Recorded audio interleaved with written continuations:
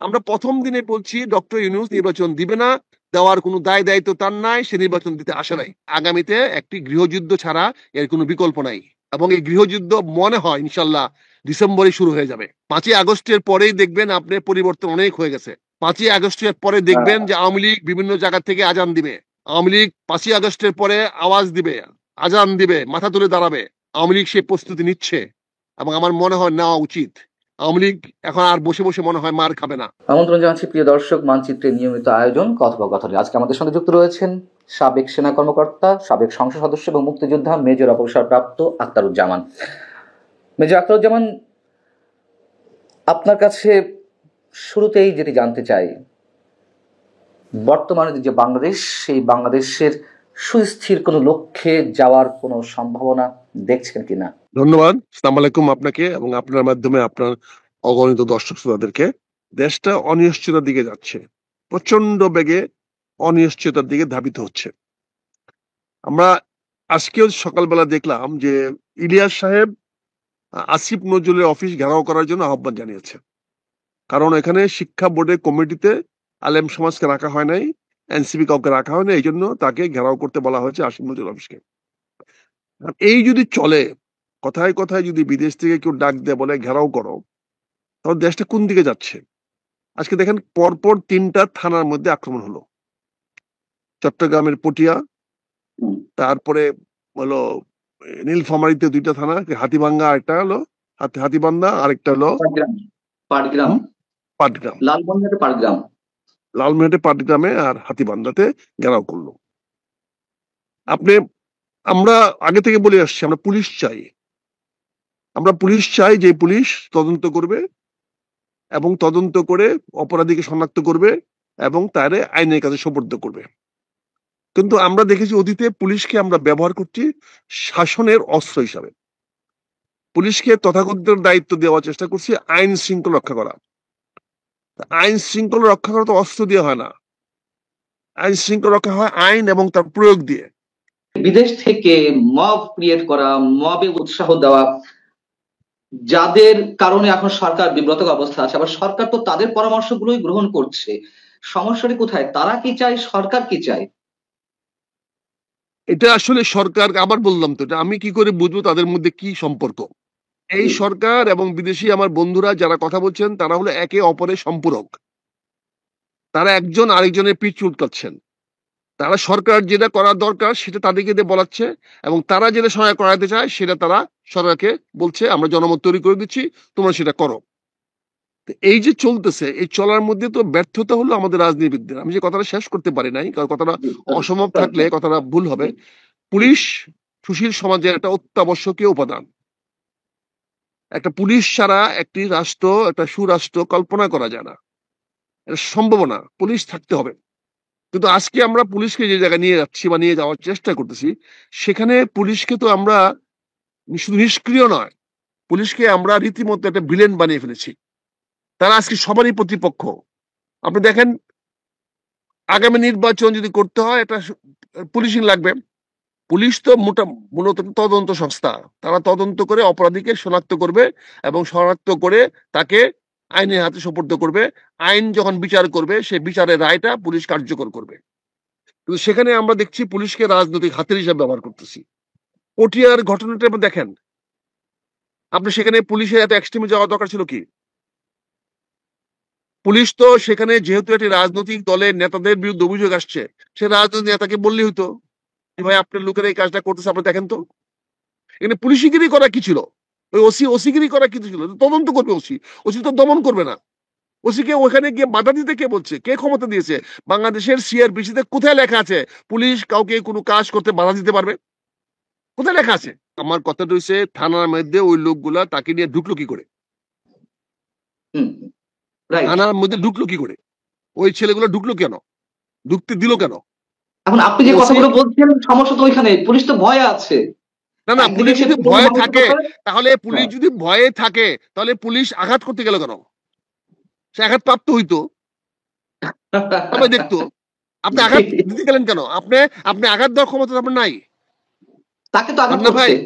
পান্না ভাই, আপনি আমাকে মারতে পারেন, এটা আপনি অপরাধ করছেন, মারা না। কিন্তু আমি তো হুম। উল্টা আঘাত করতে পারি না আপনাকে। না, আপনি যখন আপনি জীবনহানির আমাকে যদি, সংখ্যার মধ্যে থাকবেন, যখন আরে জীবন জীবনহানির সংখ্যা তো কি সংখ্যার মধ্যে হয়েছে, থাকবেন, জীবন হানির সংখ্যা হলে আপনাকে থানা দেখেন, এই কতগুলো জিনিস মিস মিস ওয়ার্ড আমরা এমন ভাবে করি। আপনি থানাতে একজন লোককে ধরে নিয়ে আসবে কেন, থানা ঢুকবে কেন সেটা? সেই প্রশ্রয় সরকার দিচ্ছে, রাষ্ট্র দিচ্ছে। তাহলে সে রাষ্ট্রকে প্রশ্ন করেন। আমি সেই কথাই বললাম যে পুলিশকে তো আপনি ক্ষমতার বাইরে ব্যবহার করতেছেন কেন? থানাকে আপনি কেন অ্যারেস্ট করার মতো শব্দটা থানায় ব্যবহার কেন করেন? থানাকে অ্যারেস্ট করার ক্ষমতা সিআরপিসিতে কোথায় দেওয়া হয়েছে? কেন মানুষের মধ্যে প্রত্যাশা, কেন সরকার বলে ওকে গ্রেফতার করেন? কেন তদন্ত ছাড়া গ্রেফতার কেমনে করবেন? গ্রেফতার করতে হলে আদালতের নির্দেশ লাগবে। বাংলাদেশে কাউকে বিনা বিচারে আটক রাখার কোনো বিধান নাই। এখন তো বলবেন সংবিধান মানেন, কিছু মানেন না। সংবিধানে শপথ নেন, আবার শপথ নেন না। আমার আলী রিয়াজ বলেন আমরা সংবিধান ভঙ্গ করে এখানে আসছি, প্রকাশ্যে বলে বেড়ান। তো উনি যদি সংবিধান ভঙ্গ করে যদি ওই অফিসে বসে থাকতে পারে, গল্প করতে পারে, চা খেতে পারে, সরকারের রাষ্ট্রে চা খেতে পারে সংবিধান লঙ্ঘন করে, তাহলে ওই ছেলেরা সংবিধান লঙ্ঘন করে আসতে পারবে না কেন? ওসির ঘাড়ে ধরতে পারবে না কেন? কারণ এত আইন তো নাই, কোনো তাই তো আইন তো নাই। ঘটছে, তাই তো হ্যাঁ, ঘটছে। তাহলে তাহলে সেটার জন্য তো দায়ী কে? এখন আপনি ধরেন এই সরকার কি করেছে, এনবিআর কি করেছে? এনবিআর অফিসারদের সাথে যে বিট্রিয়ালটা করেছে, জি। কতগুলো দুর্নীতিবাজ ব্যবসায়ীদেরকে নিয়ে এসে তাদের মধ্যে আপোষ করে দিয়ে আজকে অফিসে করে চাকরি যাচ্ছে। তো এই যে বিশ্বাসঘাতকতা সরকার করতেছে, এগুলা করে কি সরকার পার পাবে? শেষ পর্যন্ত আমি তো আজ প্রথমে বলেছি যে আমরা একটা অন্ধকারের দিকে যাচ্ছি। এই যে বেআইনি কাজগুলা করা হচ্ছে, তাহলে এর মাধ্যমে কি? আগে সরকার গুম খুন করতো, এখন আমরা রিমান্ড করেন।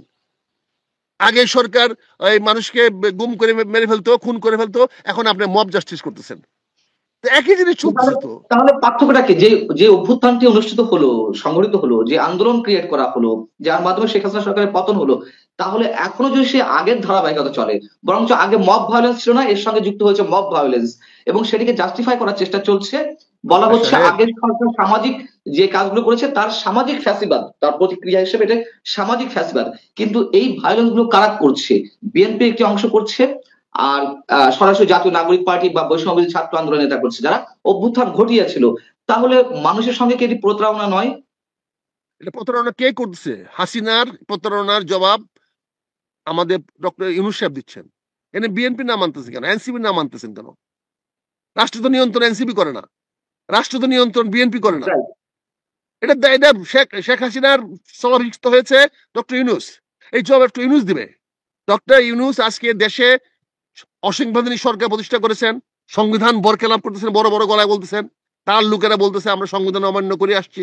তারা আইনকে অপপ্রয়োগ করতেছে, তারা যা খুশি তা করতেছে। তিনি তার অফিসে ডাকায় নিয়ে আসেন ইলেকশন কমিশনের চিফকে, উনি ডাকায় নিয়ে আসেন প্রধান বিচারপতিকে। তো এগুলো তো ক্ষমতার অপব্যবহার হচ্ছে। এটার দায় দায়িত্ব তো প্রধান উপদেষ্টা সাহেবকে দিতে হবে।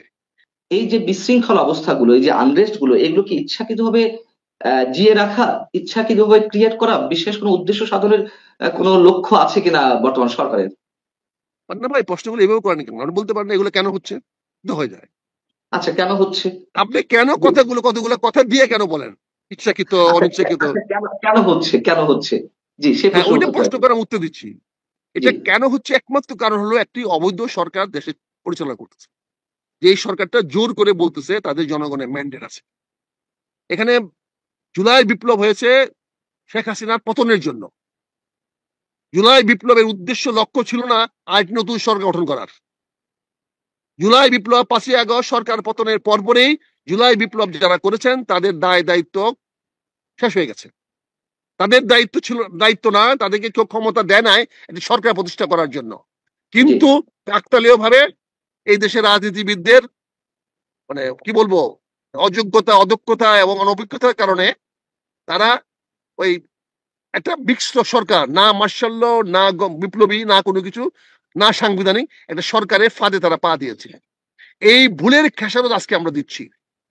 আজকে ডক্টর ইউনূসের সরকার আছে, কেন্দ্রের সরকার আছে, কিন্তু সেই কেন্দ্রের সরকারের কোন রকম নিয়ন্ত্রণ আমার কটিয়াদীতে নাই, কিশোরগঞ্জে নাই, আমার বাজিতপুরে নাই, আমার ভৈরবে নাই। তার নিয়ন্ত্রণ তার ওই বিল্ডিং এর, তার যে ওই যে 8 নম্বর হেয়ার রোডের বাসার চারপাশে, ওই বাড়ির চারপাশে, সেটাও তাও 144 জারি করে তার সে ক্ষমতা দেখাইতে হয়। তার থেকে 1 কিলোমিটার দূরে শাহবাগ চত্বরে এই সরকারের কোনো কর্তৃত্ব নাই। আর ঢাকা শহরে অনেক অলিগলি তো নাই। কিন্তু এই সরকারটা আমরা কেন মানালাম? এই সরকার যদি বিপ্লবী সরকার হতো তাহলে আজকে ইলিয়াস গভীর অবস্থা হতো না। জি আজকে তো চট্টগ্রাম বন্দর লিজ দেওয়ার প্রশ্ন আসতো না। আজকে তো গ্রামীণ ট্যাক্স মাফ করার প্রশ্ন আসতো না। আজকে তো উনি গ্রামীণের ট্যাক্স মাফ করাতে পারতেন না। আজকে তো গ্রামীণ ম্যান পাওয়ার কোম্পানি উনি খুলতে পারতেন না। আজকে উনি তো ওই করিডোর দেওয়ার কথা চিন্তা করতে পারতেন না, কারণ কেন বিপ্লবী সরকার এটা করতো না। যদি ওই ধরনের কাজে কোনো সরকার বিপ্লবী সরকার, হতো তাহলে পারতো না কেন? সেই কারণ সুযোগ এই কি সরকার ছিল তো না? কোনো বৈধতা নাই। এই সরকার কি সরকার? এই সরকার সংবিধানের অধীনে শপথ গ্রহণ করেছে রাষ্ট্রপতির কাছে। এই এখন যেমন সরকার তো সব ধরনের সুযোগ সুবিধা ডক্টর মোহাম্মদ ইউনূস সাহেব নিচ্ছেন, কিংবা বিদেশি এজেন্ডা বাস্তবায়নের চেষ্টা করছেন, তো ওই ধরনের সরকার হলেও কি এগুলো ঘটতো না? অবশ্যই ওরা করতো না। বিপ্লবী সরকার কি করে করতো এগুলো বলেন? বিপ্লবী সরকারের গ্রামীণ ফোনের কি ইন্টারেস্ট থাকতো তার? বিপ্লবী সরকারের সঙ্গে আমেরিকার সেই ওই কি বলে বন্দর নিয়ে তার তার কি কন্ট্যাক্ট থাকতো? বিপ্লবী সরকারের তো এজেন্ডা থাকতো অন্যরকম। আমি সমস্যা কোথায় আমি ছিল? একটা স্পেসিফিক কোশ্চেনে আসি মেজর আখতার। যেমন ডক্টর শফিকুর রহমান জামাতের আমির তিনি বলেছেন এই অবস্থায় যে এখন আবার কিসের নির্বাচন? আপনি কি এটা কোনো ব্যাখ্যা দিবেন? মানে আমি তো এই উনি ধরনের প্রশ্ন বলে করতে পারছি না, যে করলে আবার বলবেন যে এই ধরনের প্রশ্ন না না, কেন করছেন? উনি তো সঠিক প্রশ্নের উত্তর দিয়েছেন। হুম। উনি তো যেখানে যেই থানা তার নিজেকে রক্ষা করতে পারে না, সেই থানা নির্বাচন কেন্দ্র কিভাবে রক্ষা করবে? কিন্তু এই কাজে তো এখানে জায়গাগুলো ভোট থেকে ভোট এই এই ভোট জায়গাগুলো হওয়ার থেকে কোনো সুযোগ নাই। না, এরকম একটা সিচুয়েশন তৈরি করা হবে, এই ধরনের একটি প্রশ্ন রাইজ করা হবে। অনেকে অনেক আগে থেকে বলে আসছিলেন যে এই আনরেস্ট গুলো, আমি অন্যদের মন্তব্য করছি, আপনি উত্তর দিবেন কিনা এটি না না, একেবারে মানে আপনার প্রশ্ন বিষয়। করার উত্তর, হ্যাঁ। জি, যে এই ধরনের একটা পরিস্থিতি তৈরি করা হবে যাতে এই প্রশ্নগুলো অ্যারাইজ করা যায় যে এখন আবার কিসের নির্বাচন। ঠিক সেই প্রশ্নটা, যেহেতু আগে যদি এই আলোচনাগুলো না উঠতো তাহলে আমরা ওই প্রশ্নটা তুলতাম না। যেহেতু অনেক আগে থেকে অনেকে এই কথা বলে আসছেন যে একটা প্রচন্ড আনরেস্ট সিচুয়েশন বাংলাদেশে তৈরি করা হবে ক্রমাগত ভাবে, যার মধ্য থেকে নির্বাচন পেছনে একটা টেন্ডেন্সি থাকে এবং এই প্রশ্নগুলো সামনে আনা যায়। সেই প্রশ্নটি কি জামাতে ইসলামের আমির করেছেন? এখন অনেকের প্রশ্ন, আমি অন্যদের কথা আপনার সামনে রিপ্রেজেন্ট করছি। এটা আপনি কি? যদি ভাবার, এটা তো এটার জন্য তো আর ওই কি বলে ওই কার্ল মার্ক্সের থিওরি পড়তে হবে না। জি, এটা তো খুব সহজ সরল কথা। আপনি কি মনে করেন আজকে বাংলাদেশের যদি একটা সুষ্ঠু অবাধ সুন্দর নির্বাচন হয়, জামাত সরকার গঠন করতে পারবে? প্রশ্ন ওঠে না। অথচ আজকে জামাতের প্রায় 70% ডিসি জামাতের লোক, বাংলাদেশ ব্যাংকের লোক জামাতের, বিভিন্ন ব্যাংকে বিভিন্ন প্রতিষ্ঠানে জামাতের লোক, জি, ঢাকা বোর্ডে জামাতের লোক, ইউনিভার্সিটি জামাতের লোক, অনেক জায়গায় জামাতের লোক। আপনি কি মনে করেন আগামী নির্বাচন যদি হয়, যেভাবে নির্বাচন হয়, প্রতিনিধি নির্বাচন হোক আর ডাইরেক্ট নির্বাচন হোক, সেখানে জামাত হয়তো একটা বড় বিরোধী হতে পারে। বড় বিরোধী হতে পারলে কি ঢাকা ইউনিভার্সিটি ভিসি কি জামাতের লোক হতে পারবে? ওখানে ডিসি বিষয়টা কি সহজ। ডিসি কি ডিসি কি 10% 20% ডিসি কি তার হতে পারবে? এসপি তার হতে পারবে? পুলিশ অফিস হতে পারবে? ঢাকার মেট্রোপলিটন কমিশনার কি যে হতে পারবে? ওখানে কি ওই পুলিশের আইজিপি কি হতে পারবে? কাজে জামাত তো ভালো অবস্থায় আছে, নির্বাচন দরকার নাই। তারা বিভিন্ন ভাবে টাল বাহানা করে নির্বাচনে পিছিয়ে নিয়ে যাবে। এখন যে প্রোটোকল যারা পাচ্ছে জামাতের নেতারা, এটা কি সরকারের মন্ত্রীর চেয়ে কম পাচ্ছে? কম সুযোগ সুবিধা তারা পাচ্ছে? তাদের টিএ দিয়ে হতে পারছে না, টিএডি দরকার নাই, তাদের এনাফ ফান্ড আছে। কিন্তু এখানে তারা সবাই ঐক্যবদ্ধ বিএনপি কে ঠেকাও, বিএনপি কে ঠেকানোর জন্য তারা রাজনীতি করছে। এবং ডক্টর ইউনূস নির্বাচন দিবে না, এটা আমরা প্রথম থেকেই বলে আসতেছি। কিন্তু আপনারাই বিভিন্ন বলে বলে এই পর্যন্ত আসছেন নির্বাচন হবে, আজও কাইলেও হবে। আমরা প্রথম দিনে বলছি ডক্টর ইউনূস নির্বাচন দিবে না, দেওয়ার কোনো দায় দায়িত্ব তার নাই, সে নির্বাচন দিতে আসে নাই, সে আমি তার এজেন্ডা নিয়ে আপনাকে আসছে। কয়েকটি প্রশ্ন করবো।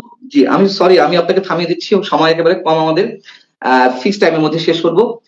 একেবারে স্পেসিফিক কোশ্চেন, যদি না দেয় তার পরবর্তী বাংলাদেশের চেহারাটা কি, একটু যদি সংক্ষেপে বলেন।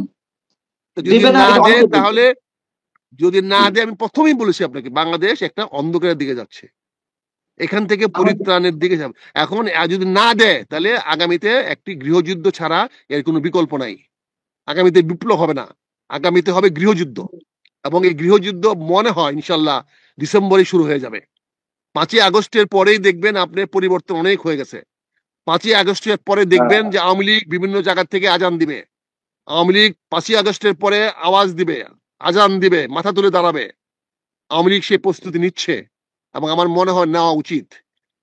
আওয়ামী লীগ এখন আর বসে বসে মনে হয় মার খাবে না, আওয়ামী লীগ মনে কেন হয় তৈরি কেন হচ্ছে। নেওয়া উচিত? কেন প্রস্তুতি নেওয়া উচিত? এই জন্য নেওয়া উচিত যে তারা আওয়ামী লীগকে পতন করতে গিয়ে তারা মুক্তিযুদ্ধকে ধ্বংস করার চেষ্টা করতেছে। এখন এক্স্যাক্টলি আমি আওয়ামী লীগকে মুক্তিযুদ্ধের সমর্থক করে তুলে ধরা হচ্ছে। আওয়ামী লীগ মানে মুক্তিযুদ্ধ, মুক্তিযুদ্ধ মানে আওয়ামী লীগ। কাজে মুক্তিযুদ্ধ রক্ষা করার জন্যই আওয়ামী লীগকে আবার ফিরে আসতে হবে, এবং ফিরে আসার মতো শক্তি তার আছে। তার পিছনে আমেরিকা আছে, তার পিছনে ভারত আছে, তার পিছনে পশ্চিমা বিশ্ব আছে। যদি কেন তারা দেখে, আমেরিকা নাকি ডক্টর ইউনূসের সরকারের পক্ষে কেন পরমাণু থাকবে? শক্তির সরকারের সে হলো বাইডেনের লোক, কেন থাকবে? কোন কারণে থাকবে?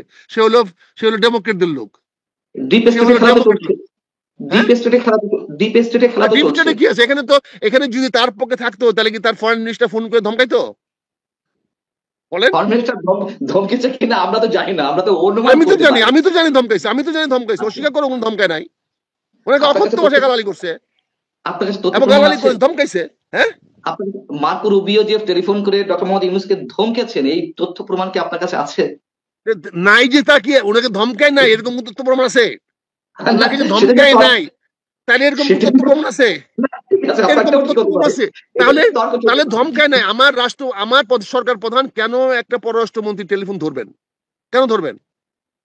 এক্স্যাক্টলি টেলিফোন করে এইটা যদি এটা গালাগালি করেন এটা নাই, তাহলে তুমি ওই বন্ধু টেলিফোন করে যদি গালাগালি করেন নাই, তাহলে এর প্রমাণ কি? আমি ধরলেন কেন তার টেলিফোন? আপনি তার টেলিফোন উঠালেন কেন? যদি ব্যক্তিগত হয়ে থাকে তাহলে আমাদের জানালেন কেন? রাইট। আর যদি সরকারি আমি হয়ে থাকে তাহলে আপনি কি কথা হয়েছে আপনি জানাচ্ছেন না কেন আমাদেরকে? কেন জানাচ্ছেন না? জানাচ্ছেন না এই জন্য আপনাকে অপমানজনক কথা বলেছে, আপনাকে ইনসাল্ট করেছে, আপনাকে যেটাকে আমরা বাংলা ভাষায় বলে অকথ্য ভাষায় গালাগাল করেছে। এই জন্য আপনি আমাদেরকে জানাচ্ছেন না। এটাই তো তথ্য প্রমাণ। এর বিকল্পটা আপনি বলেন।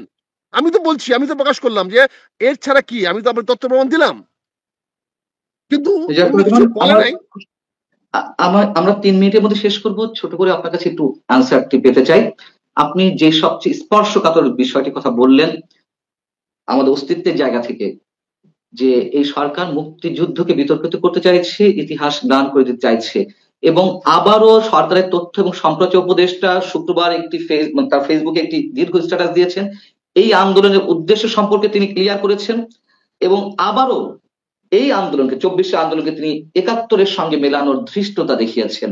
আমার প্রশ্ন হচ্ছে, 71-এ তো আমরা স্বাধীন একটা ভূখণ্ড পেয়েছি, তারা ম্যাটিকুলাস ডিজাইন তো ছিল না, স্বতঃস্ফূর্ত মানুষের অংশগ্রহণ ছিল 71-এ প্রতিটি ধাপে, 66, 69, 70। তিনি এখানে বলছেন যে সেটা নাকি ম্যাটিকুলাস ডিজাইন ছিল, এবং সেটির সাথে 24-এ গণ অভ্যুত্থানকে বা আন্দোলনকে আবারও মেলাতে চাইছেন আমি একজন। মাহফুজ আলমের কথাগুলো শুনি নাই, বক্তব্য শুনি নাই, তো আপনার বিশ্লেষণে যেটা পাইলাম সেখানে সে 71-কে রেফারেন্স দিয়েছে। 71 তো অস্বীকার করে নাই, ডক্টর ইউনূসের মতো তো বাটন রিসেট করে 24-এর নাই। সাথে কথা সে মেলাচ্ছে। বলছে 71টি একটি মেটিকুলাস ভাবে তৈরি হয়েছে। একইভাবে মেটিকুলাসলি এসে 24-এ আন্দোলন তারা করেছে। 24-এর 5ই আগস্টের পরে তাদের মেটিকুলাস প্রোগ্রাম কি সেটা আমরা জানতে চাই। আমরা দেখেছি বঙ্গবন্ধু শেখ মুজিবুর রহমানের বা পাকিস্তান থেকে প্রত্যাবর্তন করার পরে ওনার আর কোনো মেটিকুলাস প্রোগ্রাম ছিল না। উনি তখন মৌলানা ভাসানীর সঙ্গেও ছিলেন না, সিরাজুল আলম খানের সঙ্গেও ছিলেন না, আলাদা হয়ে গেছেন। তার পরবর্তীতে ওনার যে মেটিকুলাস প্রোগ্রাম, সেই মেটিকুলাস প্রোগ্রাম জনগণ মানে নাই, ওনার বাকশাল মানে নাই, ওনার অনেক কর্মসূচিকে মানে নাই, যার ফলে ওনার করুণ পরিণত হয়েছে। আজকে যদি মাহফুজ আলমরা যদি একটা মেটিকুলাস প্রোগ্রাম করে হাসিনাকে পতন করায় থাকে, আমি তার জন্য তাকে পূর্ণ অভিনন্দন জানাই। তারা সফল না, হয়েছে। ঠিক আছে।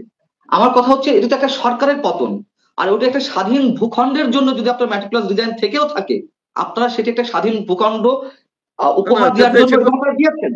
না, সেটা তো মেটিকুলাস প্রোগ্রাম করেছে, সফল হয়েছে, সে তো অস্বীকার কিন্তু করে নাই। ওটার মাহফুজ তো সঙ্গে কেন? অস্বীকার করে নাই। মাহফুজ বলছে মেটিকুলাস প্রোগ্রাম করে যদি একটা রাষ্ট্রকে পরিবর্তন করানো যায়। জি, আমরা তো লর্কেল্যান্ডে পাকিস্তান করেছিলাম, পাকিস্তান তো আমাদের রাষ্ট্র ছিল। আমরা সেখান থেকে মেটিকুলাস প্রোগ্রাম করে যদি আমরা পাকিস্তান থেকে বেরিয়ে আসতে পারি, যদি আসি, সে বলছে হচ্ছে এটা। এখন আমরা যদি শেখ হাসিনাকে পতনের জন্য যদি কেউ ছল চাতুরি করে থাকে, কুটো কৌশল করে থাকে, আগেরটা হয়েছে কিনা সেটা অন্য প্রশ্ন, কিন্তু সে যদি করে থাকে তাহলে শেখ হাসিনার পতনটাকে তো আমি বৈধই বলছি, তারা সঠিক কাজ আমার করেছে। কোনো আপত্তি নেই, এক্ষেত্রে আমার কোনো আপত্তি নেই। আমার কথা হচ্ছে যে এই ম্যাটিকুলাস ডিজাইনের উদাহরণটা তো অন্যভাবে দেওয়া যেতে পারতো, 90-এর গণঅভ্যুত্থানের সাথে দেওয়া যেতে পারতো, বা অন্য কোনো আন্দোলন। কেন কথায় কথায় 71-কে আনা? কেন কোথায় কোথায় সবসময় রিপ্লেস করা 24 কে 71 এই জায়গায়? কথাটা তো আপনি আজকে বলে লাভ নাই। আমরা তো জুলাই মাসেই বলেছিলাম, মুক্তিযুদ্ধ থেকে আহ্বান জানিয়েছিলাম গত জুলাই মাসে, 2024 সনের জুলাই মাসে আমার বক্তব্য আছে, দেখেন, জানিয়েছিলাম মুক্তিযোদ্ধারা সজাগ হন, রুখে দাঁড়ান, আপনাদের বিরুদ্ধে ষড়যন্ত্র হচ্ছে, সমস্ত রাজাকাররা ঐক্যবদ্ধ হচ্ছে, এই আন্দোলনের পুরোধা সবাই স্বাধীনতা বিরোধী, আপনারা সাবধান হন। আপনারা কেউ সাবধান হন নাই, আমার দলকেও বলেছে সাবধান হন, হন নাই। আজকে তারা আসছে, এটা জি, এই দেশের জনগণ সজাগ বলে 1 বছরের মধ্যে তারা ইস্ট পাকিস্তান বানাতে পারে নাই, পাকিস্তান বানাতে পারে নাই, 1 বছর চলে গেছে, কিন্তু তারা এখনো সেই চেষ্টা করে যাচ্ছে। ইনশাল্লাহ তারা সফল হতে পারবে না। এই অনেক বাংলাদেশ ধন্যবাদ, অনেক বাংলাদেশ ধন্যবাদ। থাকবে। এবং আমার দেশমাতা খালেদা জিয়া 1 জুলাইয়ের যে আহ্বানটা জানিয়েছেন, 3টা পয়েন্ট খেয়াল করে দেখেন। উনি কিছু বলেছেন আমরা স্পষ্ট, শেষ করবো। হ্যাঁ জি, স্পষ্ট বলেছেন, জুলাই বিপ্লবের আমাদের সামনে নতুন বাংলাদেশ করার সুযোগ সৃষ্টি হয়েছে। সে জি। নতুন বাংলাদেশ গড়া, উনি বাংলাদেশই করে নাই, বাংলাদেশটাকে নতুন করে গড়তে পারেন আপনার Obviously, করার। obviously. তারপরে তিনি বলেছেন আমার দেশের সার্বভৌমত্বকে রক্ষা করার জন্য আমাদের ঐক্যবদ্ধ হতে হবে। জি, কোন দেশের পররাষ্ট্রমন্ত্রী আমার সরকার প্রধানের সঙ্গে কথা বলা আমার সার্বভৌমত্বের লক্ষণ, জি, এটা উনি স্পষ্ট করেছেন। আরেকটি উনি কথা বলেছেন, এই 24-এর এই যুদ্ধে, এই বিপ্লবে যারা আহত এবং নিহত হয়েছেন তাদের পূর্ণ বাসন এবং তাদের কম্পেনসেশন, তাদের ক্ষতিপূরণ দেওয়ার ব্যবস্থা দেয়া হবে। নিতে বলেছেন এবং তিনি করবেন। কাজে ওনার নির্দেশনা সুস্পষ্ট। অনেক অনেক ধন্যবাদ মেজর আখতারুজ্জামান আপনাকে। দর্শক ভালো থাকুন। আল্লাহ হাফেজ।